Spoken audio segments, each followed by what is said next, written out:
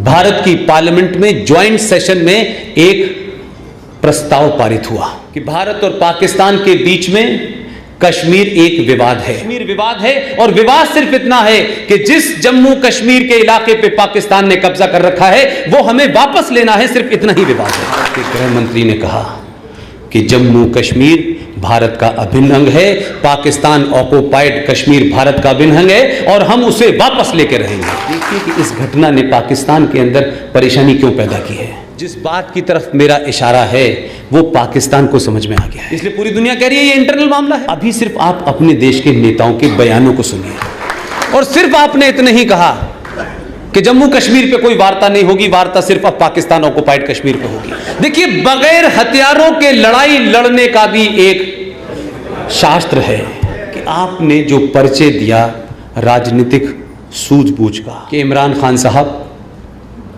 श्रीनगर की चिंता छोड़ दें, मुजफ्फराबाद बचाएं, तो जो बात इस देश के लोगों को बताई नहीं गई थी तो बताने से ज्यादा मैं समझता हूं मेरी और आपकी जिम्मेदारी थी कि हम तमाम चीजें पढ़ते हैं, वो दिन और वो डेट हमने क्यों नहीं याद रखी। इसकी भी चर्चा मैं लगातार लोगों से कर रहा हूं। तो गृह मंत्री तक शायद ये बात पहुंच गई। 22 फरवरी 1994 1994 22 फेब देश में कांग्रेस की सरकार थी, प्रधानमंत्री पीवी नरसिम्हा राव थे। भारत की पार्लियामेंट में ज्वाइंट सेशन में एक प्रस्ताव पारित हुआ। यह प्रस्ताव आरएसएस और बीजेपी का नहीं था कि इनको साहब पाकिस्तान से दुश्मनी थी। उस प्रस्ताव में सिर्फ यह कहा नरसिम्हा राव ने कि भारत और पाकिस्तान के बीच में कश्मीर एक विवाद है। अब नरसिम्हा राव के गुरु थे अटल जी, ये तो पता ही है आपको।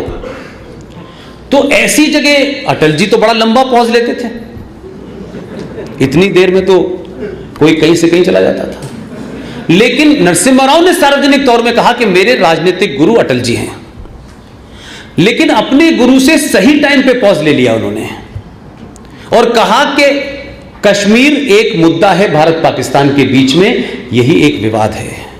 और विवाद सिर्फ इतना है जो पॉज के बाद बोले तो बहुत सारे लोग जो पहली वाले सेंटेंस पे इतने खुश हुए कि लगा कि वो पार्लियामेंट की बेंचेस पे खड़े होने वाले थे, वो बेचारे आधे ही खड़े हुए थे ताली बजाते बजाते।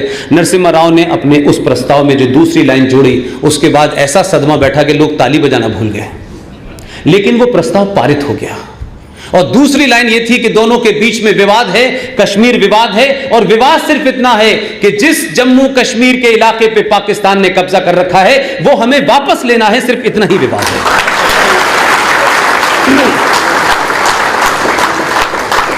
देखिए, जो लोग पार्लियामेंट में हैं, पहले वाले लोग सो जाते थे देवी गौड़ा की तरह, इस बार के जो लोग हैं वो सोते ही नहीं हैं। लोग ढूंढ रहे हैं ये सोते कब हैं। यही सेम लाइन, यही सही सेम बात इस 5 और 6 अगस्त की डिबेट में भारत के गृह मंत्री ने कहा कि जम्मू कश्मीर भारत का अभिन्न अंग है, पाकिस्तान ऑक्युपाइड कश्मीर भारत का अभिन्न अंग है और हम उसे वापस लेकर रहेंगे। अभी तो सिर्फ कहा है, अभी सिर्फ कहा है, कुछ करा नहीं है। लेकिन आपकी शैली काम करने की जो 5000 साल पुरानी थी उसका परिचय जरूर दिया है इस 37 को हटाने में। उससे यह मिलता तो है कुछ कि बात कुछ उस तरफ जा रही है। ये ढंडोरा पीट के नहीं होगा कि हम दाऊद इब्राहिम को लाएंगे जैसे सब्जी मंडी में मिल रहा है, लाया वाया कोई नहीं। ये बहुत सारी बातें हैं। आप काम कैसे करना चाहिए, सत्ता कैसे चलनी चाहिए, देश कैसे चलता है, मैं किसी की तारीफ नहीं कर रहा, लेकिन अगर किसी ने अच्छा काम किया है तो उसकी पूरी ताकत से तारीफ करनी चाहिए। मेरा कोई डायरेक्टली इनडायरेक्टली संबंध नहीं है, लेकिन आप देखिए कि इस घटना ने पाकिस्तान के अंदर परेशानी क्यों पैदा की है। इस पूरी घटना से जम्मू कश्मीर के बारे में जो लगातार सुबह शाम कहा जाता था नहीं बातचीत से हल होगा, बातचीत से, ये दुनिया की सबसे लंबी बातचीत चल रही है 70 साल से। और बातचीत में बातचीत क्या करते हैं, बात क्या होती है और चीत क्या होती है, मैं समझ नहीं पा रहा। कौन से शब्द नए प्रयोग होते हैं, कौन सी नई भाषा बोली जाती है। अगर उस ड्राफ्ट को निकाले तो भाई इस बार क्या नई बात की थी तुम लोगों ने, वो ढूंढेंगे तो आपको समझ में, लेकिन बातचीत चल रही है। बातचीत से हल होगा क्या? इन्होंने कहा कि बातचीत से जो हल होगा वो हमने हल कर लिया। आपने हल करा है तो संकट क्या है कि जो उनके प्रॉक्सी थे, जिनकी जबान, जिनकी भाषा, जो कुछ जम्मू कश्मीर में एक राज, जो भारत में, लोकतंत्र भारत में टू नेशन थ्योरी को रिप्रेजेंट करता था, उस राज के अंदर इंस्टीट्यूशन का इस्तेमाल करके, आपके राजनेताओं की भूख को सेटिस्फाई करके, दिल्ली को घुटनों पे दबा दबा करके जो भी कुछ उन्होंने इख्तियार आपसे हासिल लिए, अधिकार हासिल किए, वो देश के खिलाफ थे।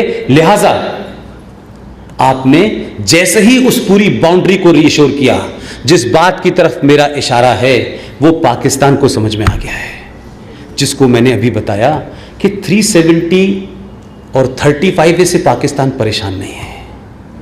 जो उसके प्रॉक्सी बैठे हुए थे, जो हुर्रियत की शक्ल में थे, जो मूसा की शक्ल में थे, जो महबूबा और अब्दुल्ला की शक्ल में थे, जो वही बोलते थे, जो ये तय करते थे भारत सरकार को कि आपको पाकिस्तान से बात करनी चाहिए। एक राज्य की मुख्यमंत्री भारत की सत्ता को बताएगी कि किससे बात करनी चाहिए, नहीं करनी चाहिए, भारत का किस में हित है, किसका हित में नहीं है, ये भारत का प्रधानमंत्री, ये गृह मंत्री, ये रक्षा मंत्री तय करेगा कि जम्मू कश्मीर की मुख्यमंत्री तय करेगी।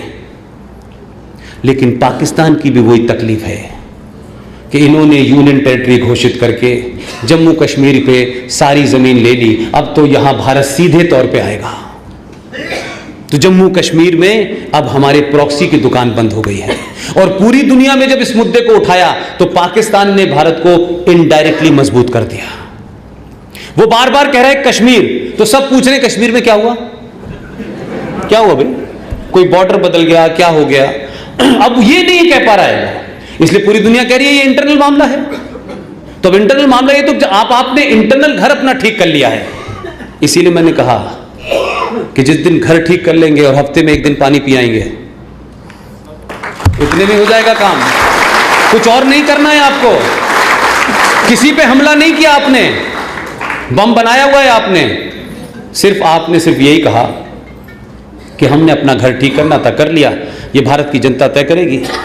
तो एक तो आपने कश्मीर के बॉर्डर को रीश्योर कर लिया, कश्मीर की जमीन के ऊपर पाकिस्तान की पैदा किए हुए जायज और नाजायज राजनीतिक दलों की सत्ता को कमजोर कर दिया और संविधान को डस्टबिन में डाल दिया। वहां की नागरिकता के नाम पे हिंदुओं को वहां जाने से रोकने की जो रुकावट थी उसे समाप्त कर दी और उसका मिसयूज करके आपने हिंदुओं को पूरे देश के, मैं हूं या आप हूं, आप सबको जम्मू कश्मीर में जाने के लिए नागरिकता लेनी पड़ेगी, वहां रहने के लिए नागरिकता लेनी पड़ेगी, वहां जमीन करने की नागरिकता, उसको तो आपने कहा कि ठीक है, तो मैं तो चलो इतना भी मानता हूं। लेकिन वो बार बार ये जब कहती थी कि नहीं कश्मीरियत, इंसानियत और जमहूरियत, ये जब वो कहती थी तो मैं ये समझ नहीं पाता था कि इनका मतलब क्या है। ये कैसी जमहूरियत और इंसानियत है कि उस जमहूरियत और इंसानियत के अंदर कश्मीरी पंडित जो उस जमीन पर रहता था उसको तो आपने मार के निकाल दिया, और जो भारत के हिंदुस्तानी हैं उनको वहां जाने से रोक दिया। लेकिन ताज्जुब है कि मुझे आपने जाने से रोका, मुझे जमीन नहीं दी, मैं थोड़ी देर के लिए सब्र कर लेता हूं। लेकिन मुझे बताइए 2008 से 2019 तक बर्मा से चल के रोहिंग्या मुसलमान 98,000 जम्मू कश्मीर में कैसे बस गया, और आप कहती हैं कश्मीरियत, आप कहती हैं हमारे भाई हैं, तो भाई को तो आपने निकाल दिया, जो बचे हुए थे उन्हें चारा बना दिया आपने। और मुसलमान बर्मा से आ जाए, मुसलमान बांग्लादेश से आ जाए, जम्मू कश्मीर में धारा 35 है उन्हें नहीं रोक पा रही थी, हमारे लिए थी सिर्फ। उनके पास राशन कार्ड भी है, उनके पास आधार कार्ड भी है। तो यह साफ एजेंडा है कि आप हिंदुओं के खिलाफ थी। अगर आप ये कहती कि भारत के किसी नागरिक को वहां आने के लिए, बसने के लिए नागरिकता लेनी, यहां तक भी ठीक था, तो फिर रोहिंग्या मुसलमानों को आपने कैसे दी? फिर बिहार और पूर्वी उत्तर प्रदेश से 25 मौलवियों को ले जाकर के आपने वैली के अंदर जो मस्जिदें हैं उन मौलवियों को नागरिकता कैसे दी? क्योंकि वो जहर उगल रहे हैं। लिहाजा पाकिस्तान ने दो बातें कलाबाजी खाई हैं। अभी सिर्फ आप अपने देश के नेताओं के बयानों को सुनिए। नेता वही हैं, ये देश भी वही है, वोटर भी वही हैं, कुछ नए लोग जीत के दो चार आए हैं, बाकी सब पुराने हैं। पाकिस्तान ने कहा कि हमारे पास न्यूक्लियर बम है, तो ये तो हमने कहा कई बार बता चुके हो, कई बार बताया आपने, और हमने टेस्ट करने के लिए 2-3 बार, एक बार उड़ी तक गए, हमने कहा दिखाओ कहां है, तब भी नहीं दिखाया। फिर हम रावलपिंडी से 90 किलोमीटर दूर बालाकोट चले गए, तब भी नहीं दिखाई दिया। अब जब उन्होंने कहा कि न्यूक्लियर बम है और हम तबाह कर देंगे, तो भारत के रक्षा मंत्री के पास ऊपर से एक ऑर्डर आया कि आप जरा ये बयान दे दें। आपने कड़ी निंदा तो बहुत की है, अब सिर्फ आप एक बयान दे दें। वो चाहते हैं दोनों कि हमारा रक्षा मंत्री लगे, वो चाहते हैं। ये बयान वो नहीं दे सकते थे, इन्हें गृह मंत्री बनाया तो वो बार बार यही करते थे, कड़ी निंदा करता हूं। लोग डर गए, निंदा और कड़ी, निंदा और कड़ी। इस बार रक्षा मंत्री बनाया और कहा कि रक्षा मंत्री होने का सबूत दो। उनको आया क्या बात है, उतनी जोर जोर से बोले अब भारत और पाकिस्तान के बीच में बात होगी तो पाकिस्तान ऑक्युपाइड कश्मीर पे होगी, बाकी बात ही नहीं होगी। वाह, एक ही बार में सारा प्रसाद जग गया। और सिर्फ आपने इतने ही कहा कि जम्मू कश्मीर पे कोई वार्ता नहीं होगी, वार्ता सिर्फ अब पाकिस्तान ऑक्युपाइड कश्मीर पे होगी। ये कहते ही पाकिस्तान के प्राइम मिनिस्टर का दूसरा बयान आया अभी 2 दिन पहले कि नहीं, हम पहले इस्तेमाल नहीं करेंगे। देखिए, बगैर हथियारों के लड़ाई लड़ने का भी एक शास्त्र है। इसलिए मैंने अपनी बात शुरू करने से पहले कहा था 5000 साल पुरानी है, तो बहुत पुरानी, लेकिन 5000 रिटर्न है, उसमें कोई डाउट नहीं है। कुछ शास्त्रों को पढ़ लीजिए, आपको बगैर कहे सब लोग निपट जाएंगे। दूसरा बयान आया कि भारत ने ये जो कह रखा है, न्यूक्लियर पॉलिसी की जो डॉक्ट्रिन है हमारी कि हम पहला इस्तेमाल नहीं करेंगे, अगर जरूरत पड़ी तो हम उसे भी बदल लेंगे। अब सब लाइन में खड़े हुए हैं और उसका नतीजा देखिए। ये मैं आपको इस बात के लिए घुमा फिरा के ला रहा हूं कि आपने जो परिचय दिया राजनीतिक सूझबूझ का, उस दौर में दिया जब आपके बीच में इतनी नफरतें थी, आपको जाति, भाषा, इलाके के नाम पे बांटा गया, दलितों में भी महादलित ढूंढ लिया उन्होंने, कैसे भी किसी तरीके से वोट के लिए कुछ भी करो। तब जब आपने परिचय दिया तो कैसे बदलाव होता है कि जैसे ही आपने अपनी 70 साल की पॉलिसी के बारे में सिर्फ चर्चा की, आपने सार्वजनिक बयान है, अभी कोई उस पर फैसला नहीं हुआ है। जिस मुल्क के प्रधानमंत्री ने, वो बच्चा मौजूद है, उसके नाना थे, उसके नाना भी बेचारे मारे गए, उसकी मां भी बेचारी मारी गई। अब कुछ लोग कहते हैं उसका एक भाई ऑलरेडी दिल्ली में है। उस बेचारे ने बयान दिया भी। अब उस बयान से उस मुल्क की साइकोलॉजी के ऊपर कितना टेरर है, इसको समझिए। वो बच्चा कहता है जिसके नाना ने बयान दिया था कि हम 1000 साल तक अगर हमें घास खानी पड़ी लेकिन हम बम जरूर बनाएंगे, तो बम तो बना लिया, घास खाने का समय आ गया है। उसके नाना ने जो बयान दिया, उस परिवार के बच्चे का नाम है बिलावल भुट्टो। वैसे आपके मुल्क में भी एक बिलावल भुट्टो है, दोनों बराबर से एक ही सी हरकतें करते रहते हैं, लेकिन उसने एक ईमानदाराना बयान दिया। वो बड़ा लीडर है, उसकी पार्टी ने रूल किया है पाकिस्तान में, 3-3, 4-4 बार सरकारें बनी हैं, इसलिए आप इग्नोर नहीं कर सकते। वो भावी प्रधानमंत्री है वहां का, जैसे यहां के हैं।